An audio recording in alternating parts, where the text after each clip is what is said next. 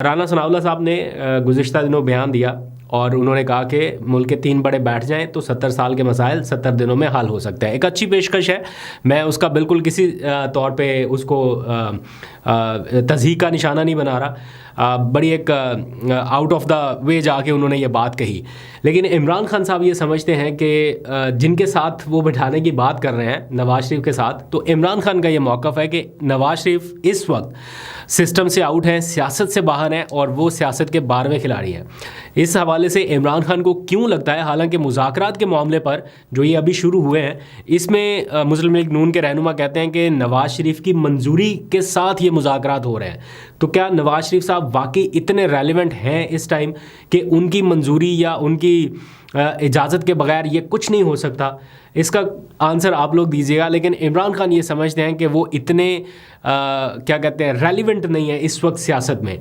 तो उन्होंने क्या कहा है, फैसल चौधरी एडवोकेट ने उनसे मुलाकात के बाद बाहर निकल के कुछ ज़रा सी गुफ्तगू की है, ज़रा आप सुनिए, वापस आइए, फिर दिलचस्प बात और भी करनी है। और इसके साथ उन्होंने एक सवाल के जवाब में ये भी कहा कि नवाज शरीफ और राना सनाउल्लाह साहब की जो स्टेटमेंट थी, तो उन्होंने कहा नवाज शरीफ तो 12वें खिलाड़ी हैं, तो सियासत से आउट हो चुके हैं, तो उनके साथ या दूसरों के साथ क्या बैठना है, तो उनकी अपनी रेलेवेंस सियासत में हो तो फिर तो बंदा बैठे भी या कोई बात भी करे, लेकिन वो इस वक्त सियासत से आउट है। तो इमरान खान का मौक़िफ़ आपने जान लिया, वो तो बैठने के लिए तैयार नहीं है, अपनी टीम उन्होंने नॉमिनेट कर दिया है, वही मुज़ाकरात करे, फ़िलहाल इतना ही काफ़ी है। अपडेट ये है कि मुज़ाकरात के हवाले से आपको पहले से इल्म है कि 2 जनवरी को दूसरा इजलास होना था, तो आज स्पीकर कौमी असम्बली अय्याज सादिक की जानिब से बाज़ाब्ता नोटिस जारी कर दिए गए हैं, उन लोगों को मतला कर दिया गया है जो मुज़ाकराती कमेटी के अरकान हैं, और 2 जनवरी को ये इजलास अब तलब कर लिया गया है। वैसे होना तो था ही, लेकिन एक रस्मी कार्रवाई के तौर पर ये इजलास बुला लिया गया है। 2 जनवरी को पार्लियामेंट हाउस में होगा। नए साल के मौके पर लोग कहते हैं कि ये इमरान खान ने बल्कि उमर अयूब से कहा कि 2025 जो है वो तब्दीली का साल है। तो मैंने बल्कि उमर अयूब से और बहुत सारे पीटीआई के लोगों से पूछा भी, ये ईयर एंडेड रिपोर्ट्स बन रही है ना कि 2024 आपके लिए कितना मुश्किल साल रहा, क्या रहा? तो वो कहते हैं कि मुश्किल तो बहुत रहा, हमारे लिए टफ रहा, हमें बड़े इम्तिहानों से गुजरना पड़ा, लेकिन हमने इस सारे मामले में पार्टी को उस मुकाम तक पहुंचा दिया जहां पर हमारे से जो वो क्या था ना, जो लाइबिलिटीज़ बनी हुई थी हमारी पार्टी के ऊपर, वो उतर गई हैं। वो सियासी कचरा निकल गया जो पार्टी में नहीं होना चाहिए था, और भी बहुत सारी चीज़ें वो बताते हैं।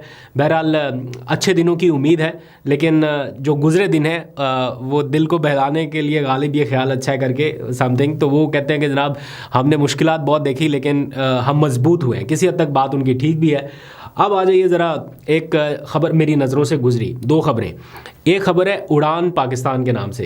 वफाकी हुकूमत शहबाज शरीफ की सरबराही में कल इस प्रोग्राम का ऐलान करने जा रही है, जिसको उड़ान पाकिस्तान का नाम दिया गया, और 2029 तक का ये मंसूबा है, जिसमें पहले एहसन इकबाल साहब ने बनाया था कोई विजन 2025। वो तो पता नहीं चला कि विजन 2025 क्या था। अभी 2025 2 दिन के बाद शुरू होने वाला है। कभी एहसन इकबाल साहब से मौका मिला तो पूछेंगे कि उस विजन के ऊपर कितना अमल दरामद हुआ, क्या पाकिस्तान उस सिमत में आगे बढ़ रहा है जो आपने कहा था।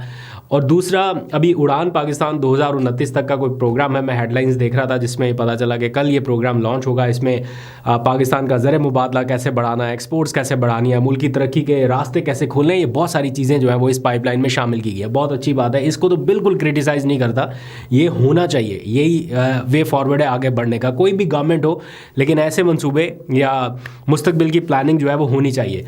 लेकिन इसी के पैरेलल एक और ख़बर मेरी नज़र से गुजरी, जिसमें लिखा गया था कि welcome to the stone ages, मतलब पत्थर के ज़माने में वापस खुशामदीद। क्योंकि डॉन की रिपोर्ट में ये लिखा गया कि पाकिस्तान इंटरनेट सर्विसेज के शट डाउन होने में दुनिया का दूसरा मुल्क बन गया।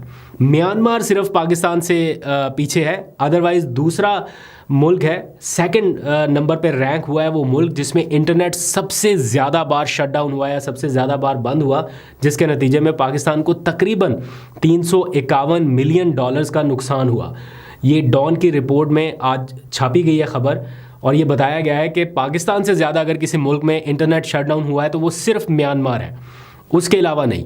तो इंटरनेट स्पीड के हवाले से तो मैं आपको पहले ही बता चुका था कि पाकिस्तान जो है वो सेकंड कंट्री जो है वो नीचे से बिल्कुल निचली फहरिस्त से सेकंड नंबर पे आ गया, जहाँ पर सबसे कम स्पीड है इंटरनेट की। उससे नीचे कोई एक आध मुल्क ही था, बाकी सारे कंट्रीज़ जो है वो उनसे ऊपर है। इवन पैलेस्टाइन भी बताया जा रहा था कि इंटरनेट की, मुझे तो यकीन नहीं आ रहा था कि वहाँ पे इंटरनेट सर्विसेज होंगी जो रही सही या जो पहले से होंगी, शायद उनके बारे में जिक्र किया जा रहा था कि वो पाकिस्तान से भी बेहतर थी। तो अब ये जो सिचुएशन है ना, डिजिटल पाकिस्तान वाला सारा कॉन्सेप्ट, जब तक इस कॉन्सेप्ट को लेके आप आगे नहीं बढ़ेंगे तब तक आप किसी भी किस्म की कोई तरक्की जो है उसके इंडिकेशंस को पॉजिटिव नहीं दिखा सकते। जब तक आपका तबका जो है या आपके लोग जो हैं वो इंटरनेट जैसी बुनियादी एक्सेस से महरूम रहेंगे या बेहतर इंटरनेट से महरूम रहेंगे, आप मेरा ख्याल है ये दावे तो कर सकते हैं तरक्की के या कोशिश तो कर सकते हैं, लेकिन उनके कामयाबी के इम्कानात कदरे कम हो जाते हैं। नीयत पे शक नहीं है, लेकिन उस समत में जाने के लिए आपको ये